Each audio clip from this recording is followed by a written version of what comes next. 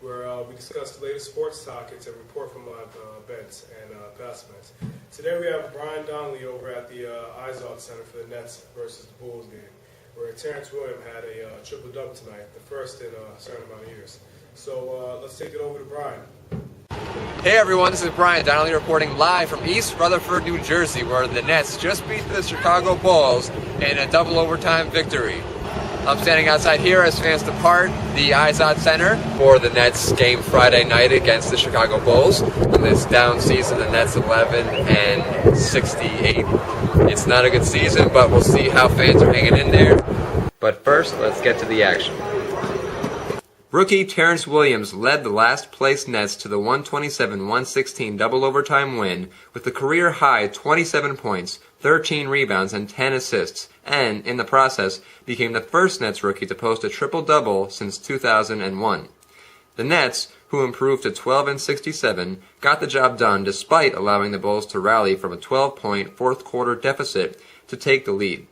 Luckily, a Brook Lopez putback with 0.1 seconds left in regulation sent the game into overtime. The Nets fell behind early in the first overtime before rallying to score the final 7 points to tie things up, and the first 7 points in double overtime to seal the victory. Lopez added 26 points and 14 rebounds, and Harris scored 19 as the Nets won for the 5th time in 9 games. However, the Nets played the role of spoiler for the Bulls, who remain tied with Toronto for 8th in the conference with 38-41 records and 3 games left in the regular season. They meet in Toronto on Sunday. The Raptors have the tiebreaker should they finish with the same record.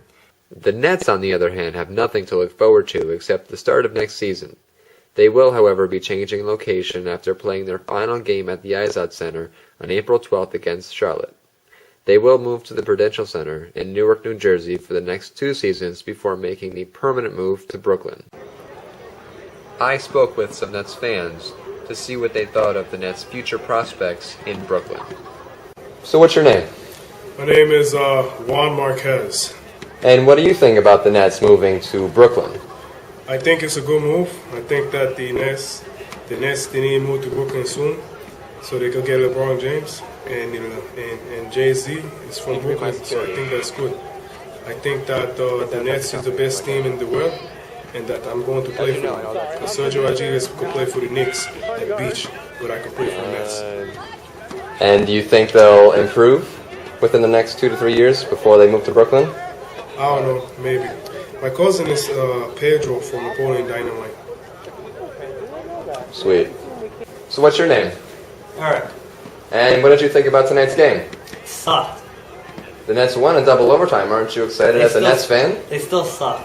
The NBA draft is coming up soon. The Nets may have the number 1 pick with the worst record this season. They'll have the number 6 pick, trust me. You can be okay, thank you. You're welcome. What's your name?